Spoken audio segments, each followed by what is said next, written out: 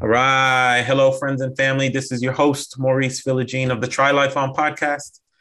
I have my friend Kim Daly, who a mutual friend of ours, Steve, connected us.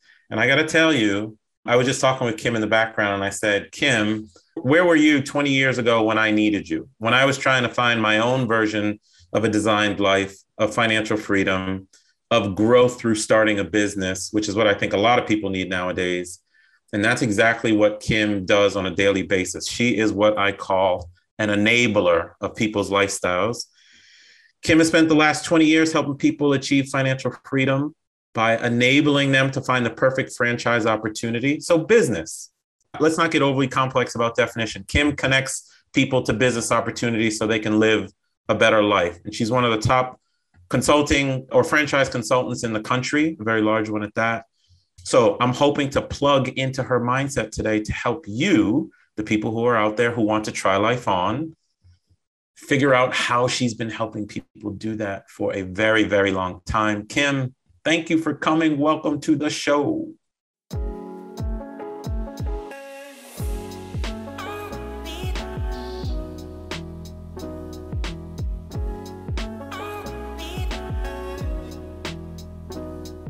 Thank you, Maurice. Am I excited to be here? This is perfect. It is perfect. It is perfect. All right. So I know what you do, kind of, but can you give me and the crew a sense of what it's like to be Kim Daly on a day-to-day basis and how you help people try life on, as it were? For 20 years, Maurice, I have been helping people realize the dream of business ownership through franchising. So we'll come back and define that word franchising in a little bit. But Yeah. basically, people come to me in usually some state of transition, either getting laid off or fear instability in their future, or maybe they're multi-family investors and they're looking for a way out of their corporate job and they're looking for a Mhm. bridge, something they can do semi-absentee, but business cash flowing, kind of a business. And I get to know them personally, professionally, and financially through a very well-defined process that I've been doing for 20 years. Right on. And then I match them with some of the top, fastest growing, best franchise opportunities out there today. I coach them through about a 1 to 2 month process. So it takes 1 to 2 months. But on the flip side, it doesn't take 6 months, right? You can't Yeah. change your life. You can't be talking about changing your life for 6 months, right? If you're going to do it, you're going to do it. So we don't rush. Yep. We take our time, but it's about a 1 to 2 month process to get someone to feel confident that they've asked the questions, they've done the research, they've talked to the right people, thought about it enough. We go through financing, check off all the boxes to where Yeah. they can feel confident that they can say yes. And I do all of that for free. Why would you do that? I know, right? I don't That's work my for immediate free. question is like, why would you do that? Well, I have the most amazing business. I don't work for free. It's just free Yeah, for no my doubt. candidates. Yeah. I'm paid by the franchisors almost like a recruiter. Um, So okay. really smart franchisors are looking for, they use consultants because they can come to Kim Daly and say, Kim, you know our company, or they can teach me about their company. And we're looking for these people who have these skills, who have these motivations, who live in these markets. You find them, and if you like them and bring them to us, and we end up liking them and we award them a franchise, we'll pay We'll you. pay you for that. Yeah. I love It's it. called prospecting. Let's be real. It's the dirty Yeah. word for the franchisors. But that's okay. That's a service. So I come from corporate, right? I was 25 years corporate, and I was joking around with you saying, I wish I found you before. There's nothing wrong with corporate or being a street cop the way I was or the 9 to 5 life. But there are people out there who want something different or want to work for themselves or want to build wealth a different way. Is there a profile of person that you typically run into? And why do people come and find you? Is it just about the business, or is it more, I need to change my life? I saw you shake your head. I'm happy about that, that it's not just money, but talk a little bit about that, why people come looking for you. Okay, it's never about the business, Maurice, right? Like nobody ever is like, oh yeah, I want to own a franchise. No. And I'm not even quote selling a franchise. I am selling freedom, right? Right People on. come to me because they have some pain in their life. Maybe they can't control their quality of life because their employer is super demanding, or maybe they just aspire to have more freedom and flexibility in their day-to-day life. Maybe they aspire to build something that they can retire into when they're Right. done with their corporate life, because some people do actually enjoy their corporate life, right? Hmm. Hmm. Sometimes people are building a legacy for their kids. Again, most of the time, it's people are looking for a financial gain somehow through a business Hmm. and quality of life, however that's defined.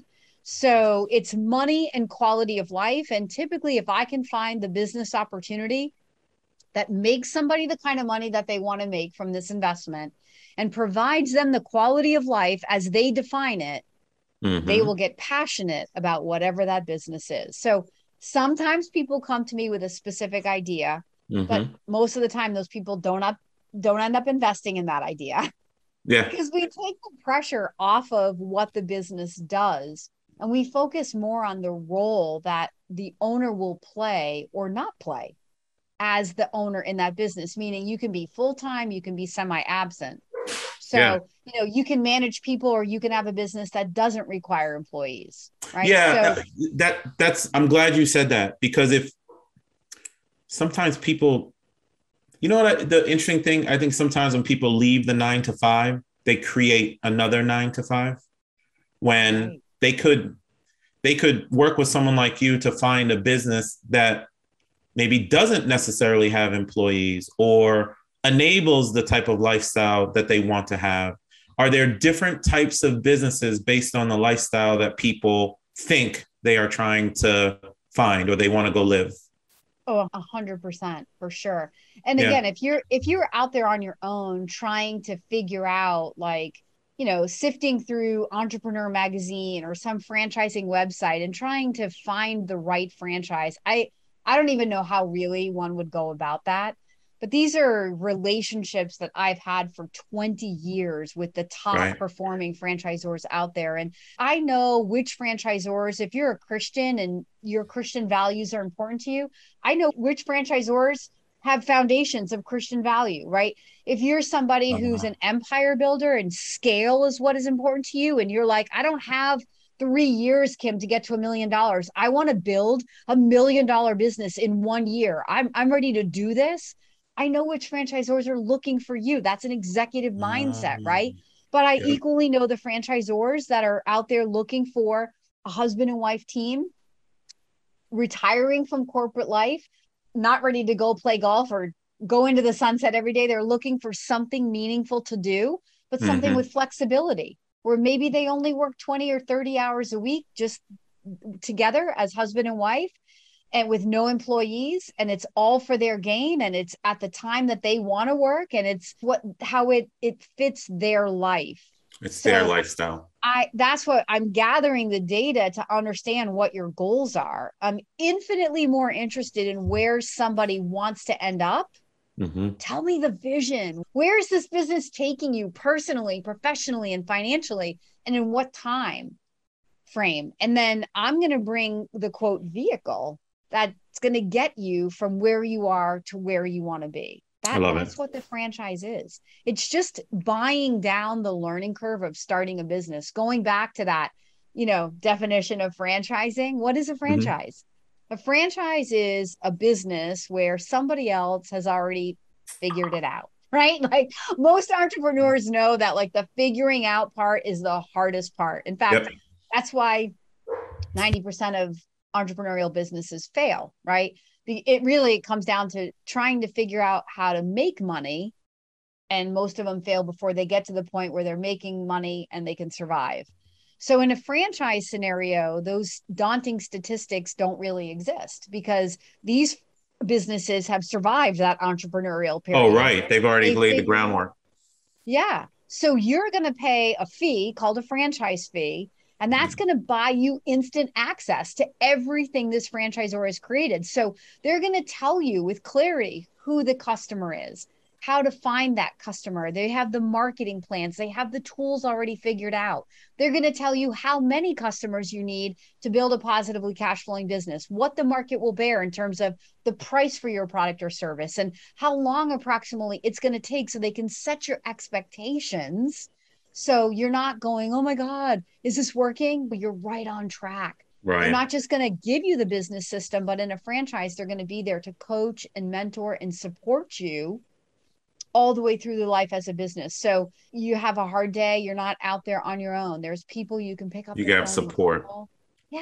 You Because have owning a support. business is hard and the economy changes and things change. And so the business constantly has to be evolving and adapting. Another great advantage of a franchise is as the franchise owner, the franchisee, you don't have to figure that stuff out. There are No, they people got it. at your corporate office doing that. You Yeah. just get to focus on your business and your community, living your life, but you have this research and development thing happening behind you that you're paying for through a royalty, but it's not really your concern. Right. So give us reality on the ground. I know there's wild variations of franchise fees and how much it costs to start a business, especially the maturity. I've heard some interesting numbers about McDonald's that it's like, I don't know, in the millions. Wait, I'm going to clarify that because that's a total Please. myth. My favorite soapbox Yeah. is my myth busting soapbox, Maurice. Okay, So hit me. you just hit the gold mine. People believe that if you go to my YouTube channel, like I have tons of videos on busting myths all day long. Okay. So people believe that the more experienced a franchise is, the bigger the cost of entry. It's a total myth. It costs $2 million to build a McDonald's because it's a very complex, high-tech restaurant, right? And Mm, then you've got to have the working capital to cover all of those fixed expenses and all of that labor until you've sold enough hamburgers on a regular basis to make up for those expenses, right? So no, the level of investment going in, franchises aren't more expensive than starting a business on your own. The only fee that you have that's different than an entrepreneur is that one-time cost of entry fee, which is called the franchise fee, just right? the upfront entry revenue for them kind of thing. Well, and really, that's a myth. The franchisors aren't making money off of franchise fees. If they are, they're not going to be around for very long, right? Franchise fees go to pay the cost of recruiting new franchisees because it takes money It takes to money to attract find the people to right the franchise people. opportunity. They pay me, they pay advertising, they pay trade shows. So it pays the salaries of the people who are going to answer the phone when you're an organic lead, calling Hmm. in saying, I think I'm interested in your business. So franchise fees aren't how franchisors make money. Franchisors make money from the back end royalty, which is a percentage of your gross sales that you're giving back to the franchisor on a monthly basis. But here's the thing, royalties are only meaningful if you're successful.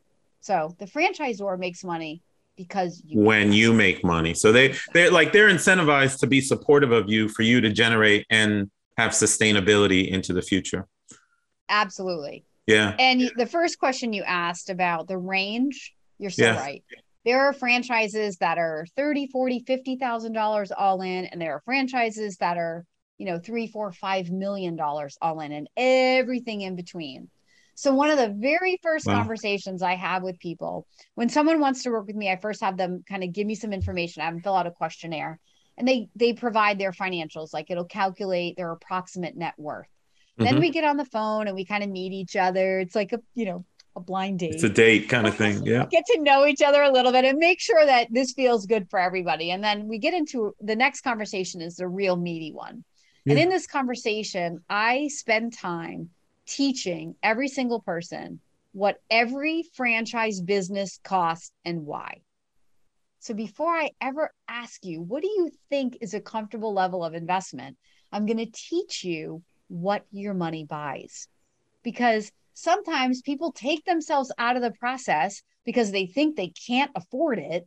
Right. And Uh-huh. I'm like, Uh-huh. that's so limiting. And on the other side, sometimes people have dreams of opening some, business that based on their net worth and where they are currently today, that's probably not the first business they should invest in. Right. Right. And that's how I look at it. Like, this doesn't have to be the last thing you ever do. Right. And Like, you kind of guide them through the process and stick with them the entire way. Or what, like, when do you, okay, so you found me and I've now given you my net worth and we've had the discussion of what I want my lifestyle to be like. You get a sense of my executive ability or my just get after it attitude. Okay, so now you've connected me to a franchise. How long do you stay with me? Because I can tell that might be daunting depending on the personality of the person that right. you are working. with, Yeah. right? So The how long do you stay with them? Okay, so people on the outside think that my job is to bring concepts, and it is, right? But the reality is the reason franchisors pay me is for the due diligence. So when you look at, like, there's a book out there called Street Smart Franchising, and the author Joe Matthews, he has a chapter called The One versus the 99. So he's saying out of 100 people who explore or think about owning a franchise, one will and 99 won't. Now, let me say, if those were my statistics, Maurice, I wouldn't be doing this passionately for 20 Right. years, That's a right? lot of Like work. Right. I would be dead. Okay. So you have a much greater reality, statistic of becoming a business owner. If you're working with me, my statistics Yeah. are way, way, way less than that. But Yeah. there's a reason. That's why franchisors pay me, because left to our own, Mm-hmm. we get lost in our own assumptions, right? We Mm-hmm. start making stuff up that we believe without going out and vetting it and asking the people in the franchise, is this true? Like, I'm thinking that this business may not be viable for X, Y, and reason.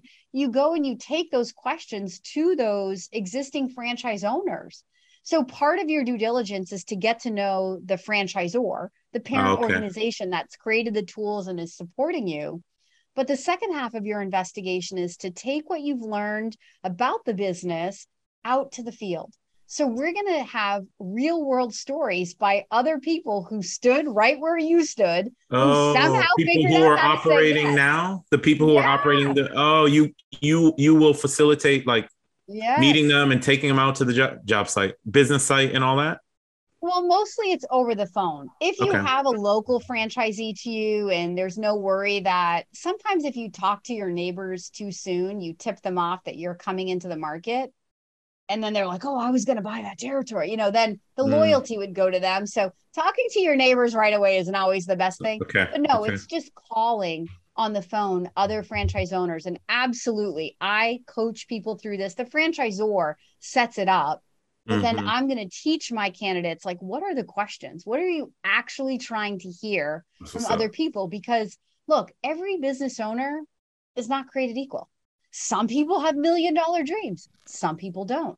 I don't want my executive candidate that's looking to replace a $250,000 salary and to go out and validate with somebody who's retiring into a business and really only needs to pay, a utility bill every month from this business.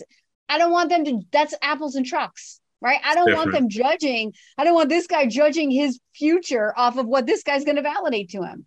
That's not going to validate well. So it's about helping people get to the right people, Yeah. asking the right questions so they can hear what they need to hear to get that confidence that all these other people did it and they have backgrounds similar to mine, or wow, they're living the life that I aspire to live. It's sort of like, okay, if they're doing it, I can do it. Because And there's so much fear, there is a it's lot of so fear. natural. Yeah. But if there, so I'm in the real estate business, right? So I buy apartment complexes now. Yeah. It feels shiny on the surface. Everyone's like, "Oh shit, like that's pretty." But there's a lot of underlying risks that you have to mitigate and work through. So what would be some of the risk, like, someone coming out of being in the medical industry and they are now starting a franchise? What's some of the risks that they don't see that you are kind of aware of or help them through? Yeah. So great question. So the number one thing is without someone like me really helping the candidate understand what's most important in selecting a franchise, most people are going to invest in a franchise that is something they know about or something that they're passionate about. Those are not the right Okay. reasons to invest in a franchise, right? You say yes to a franchise because you find people, you find a partnership, you find people that have a vision for building a brand. Relationships. They have financial capability. They have a track record of success. They have a vision for the future that you align with. And you say, please pick me. I want to help you build this brand. Right. So if it happens to be something that on top of everything else you are passionate about, like I love fitness, and if I found a great franchisor and it was in fitness, that's the cherry on the sundae. It is not the sundae. The relationship, the people, the It's the vision, what people. I wake up and do as an owner, that's way more important. So that's the first risk we're going to mitigate. Buying the wrong business, people will say, oh, well, my community doesn't have a UPS store, so, or a Chick-fil-A, there's always a line out the door. Well, if you don't want to operate a business that has tons of minimum wage employees where you're going to come home smelling like food, working 7 days or 6 days a week in the case of Chick-fil-A. Right, exactly. No Sundays. You may not enjoy, just because it has a Yeah. line out the door doesn't mean it's the right investment for you.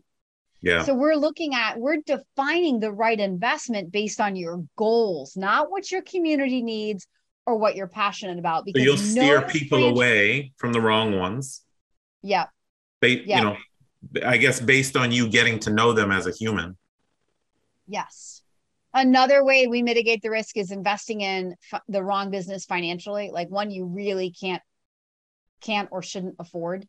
Okay. Because if you run out of money in a franchise, it's really your own fault. There's enough validation here, within the process. So you should be able to talk to enough people. So, but I can cut to the chase and be like, don't even waste your time getting all shiny object syndrome with those big expensive investments if you're not quite ready for that investment financially. Totally. I get it. Yeah. Another risk I mitigate is like spousal ambush. So if you're married, I always tell people, look, we can do this to your spouse, or we can do this with your spouse. Okay. You even got to navigate the family dynamic. I totally get it. I see where you kind of fit in guiding them on the people aspect and the business aspect. A lot of guys, no offense, they'll be like, I'm just going to gather the data and like, I'll bring my wife in at the end. And if I say, okay, well, so if you guys are making a major life change or purchase, like, are you the more adventurous one? Oh, yeah, my wife is conservative, or the other way around. Whichever one I'm talking to is usually the more adventurous person. Yep. And I'm like, okay. So when the more conservative spouse like has to make a decision, do they typically need more data than you? Oh yeah. Like my wife is gonna ask all the, and I'm like, okay. And typically more time. Oh yeah. Okay, so then really, do you think it's really a good idea that you spend 2 months exploring and then you give her 1 day? Wow. Right? Like it's not gonna work. It's not call them out on their bull, to be honest. So either she's with you in this, and sometimes the spouse gets on the first call and says, you know what, this really isn't my thing. I'm so happy you invited me, but I'm happy to give my blessing. Like whatever he decides to do, I support it. And I'm like, that's perfect. That's awesome. Mean, I'm not going to be in the marriage if it's unhappy. You are, but I'm just doing it to help my people know that you're not going to do this if everybody's not on board. So let's just get all the decision makers, in the group in the beginning with us, not jumping in at the end when we're 99% of the way there. Right, you're already there. Has to get all the way there, in a very, very short amount of time. You just demystified something for me, and I appreciate it. Even in my businesses, everything is about people. Real estate is more about people than it is about real estate for the most part, right? And I love how you talk about you don't want to get involved in a business, or you don't want to even design a life without including your family in the process, because it affects everybody. It probably even affects your ability to operate that business in a great way. The fact that you do that as a consultant, that makes total sense. I'm an entrepreneur. I have started businesses. I have failed businesses, a lot of them, but I've succeeded in more than I failed. So that's a good point. I've been defaulting to the thought process of someone coming out of corporate or someone coming out of being a blue collar worker or whatever. Is franchising overlooked for entrepreneurs? Do you get entrepreneurs coming through, or are you getting more of the people who are coming out of the traditional work world? Okay, this is such a great question. Mm-hmm. I traveled all over the US going to business clubs and outplacement, and if they had 2 breakout sessions, one for entrepreneurship and one for franchising, and let's say there were 200 people there, 150 people would go to entrepreneurship and 50 would be in my franchise. And I'd be like, these people don't get it. There is a total cachet to starting a business from scratch and a total stigma about franchising. But I'm like, if people really understood, that would be reversed. The easiest people to sell on the value of investing in a proven business plan are former entrepreneurs. So entrepreneurs who've done it once say, I did it one time, I don't want to do it again. I know how hard it is to lift a business. If somebody can give me even just the beginning lift to get me up and started, I'll pay whatever I can. But then when it comes with marketing and call centers and ongoing training and national buying power for products, and then you look at the scale. So let's just take away everything I just said. Let's just talk about how wealth is really created in a business or real estate. How is it created, Maurice? How is wealth created through real estate? Is it with one door? No, No. it's scale. Many, many, many, many, many doors. I love doors.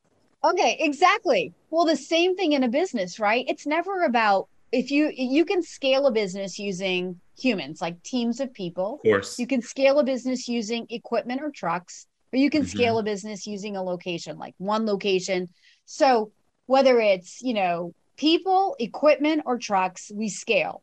When you look at a franchise business that's designed for the owner to be the CEO, not in on the ground floor, rolling up their sleeves, doing the job, which is how 99.9% of entrepreneurs start their business on the ground floor, right? Right How on. many of them ever get out from underneath that? Very, very Not a few. lot. Not a lot. Right. But in a franchise, most of the franchises I work with, we don't want the owner to be in on the ground floor. We want you to be the CEO, managing people, managing processes, managing systems, using that That's my executive world. skill set Yeah. you honed in corporate America now for yourself and your own outcome so that you can focus on building that 7-figure business in 12 months, which is Yeah. never going to be accomplished by one of anything. It's multiple teams, it's multiple trucks, right?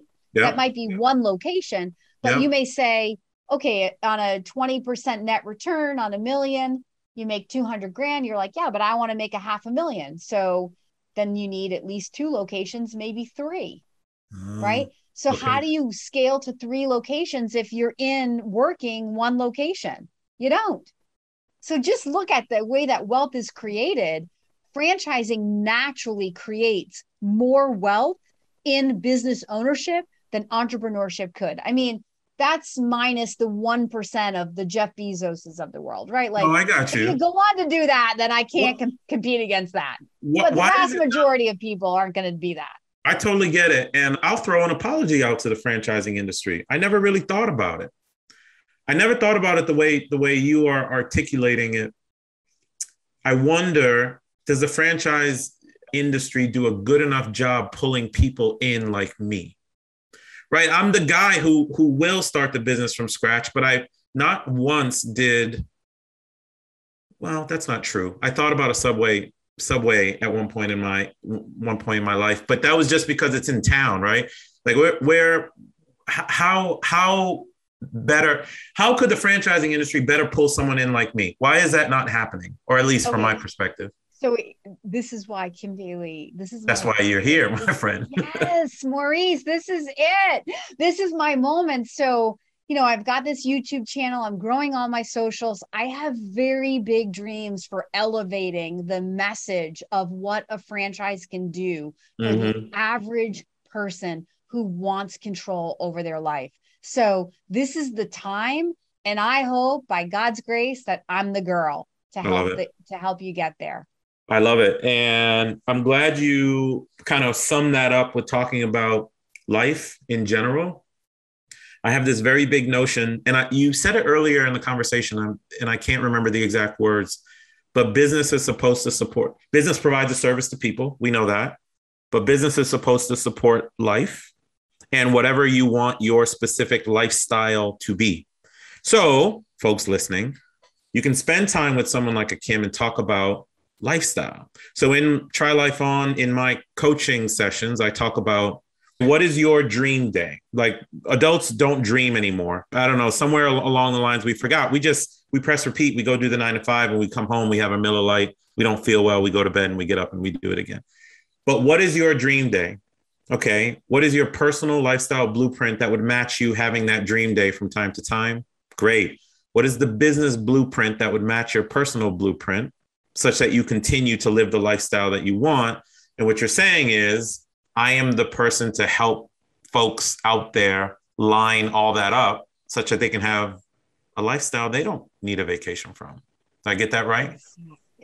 100%. I should come and work for you. No, for real. I love it because it's more options for people to grab life how they want. Right. And it's now that I understand that there's consultants out there, there's a lot of people who always come to me and they're like, I want to get involved in real estate. They'll express life desires. Real estate's not always the answer. It could be franchising. It could be doing something totally different. But here is another incredibly viable option where you can take control of your day-to-day, spending time with someone like Kim Daly. I think that's a better pitch.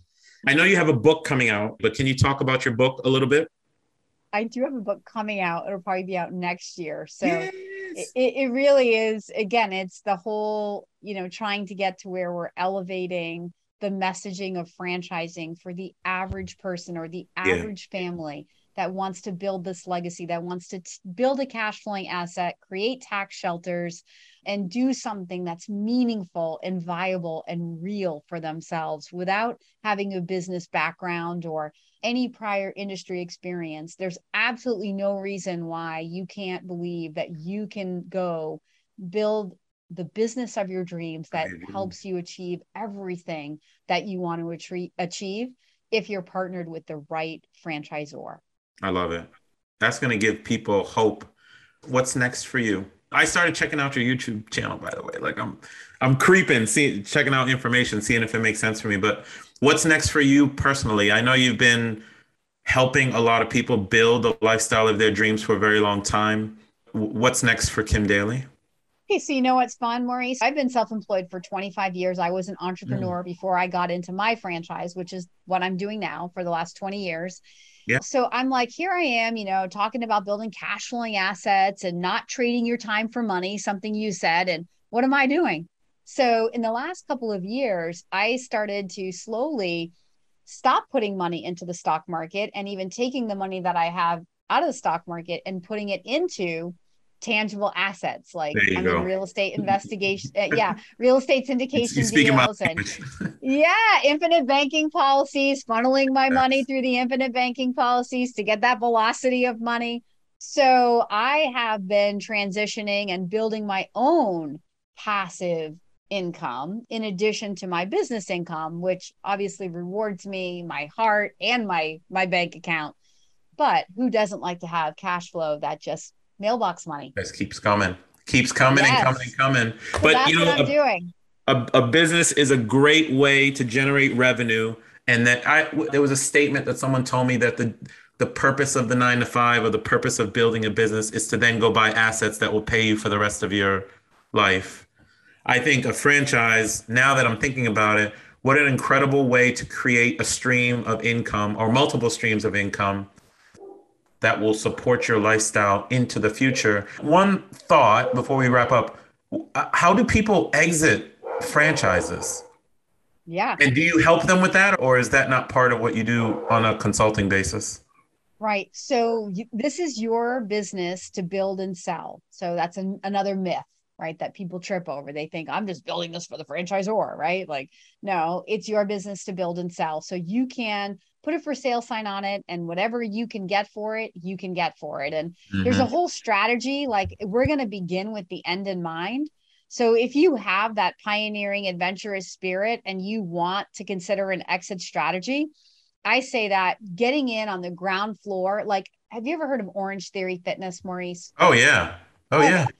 So totally. Who didn't want, there was a moment in time when everybody was asking me, how do I do Orange Theory Fitness? Well, when the world woke up and everybody wanted an Orange Theory Fitness, the reality is all of the major markets were probably sold out maybe 5 to 7 years before that. Oh. Right. So investors come in and let's say they buy 3 to 5 units. They have 3 to 5 years to get all of those open. So you see how like an entire market like Dallas, which maybe holds 35 Orange Theories, let's say 7 investors come in, they all buy 5 units. And let's say that happens in 1 year, because that's very viable at a market like Dallas, right? So the entire market is sold out, 35 units spoken for, but there's not one club open. Wow. So how do you learn about that? So those Orange Theory franchisees had a moment when the whole world woke up and everybody wanted one and there was no more good territory. Those pioneers who had the most They sold them. established track record of membership were like, well, you can buy mine and you can pay me a 6 multiple of my earnings and I'll go away. So it's not that an Orange Theory held on to a 6 or even an 8 multiple. I heard some Planet Fitness people cashing out for 8 times their EBITDA. Wow. But if you get in at the right time and ride that wave up, then you have that.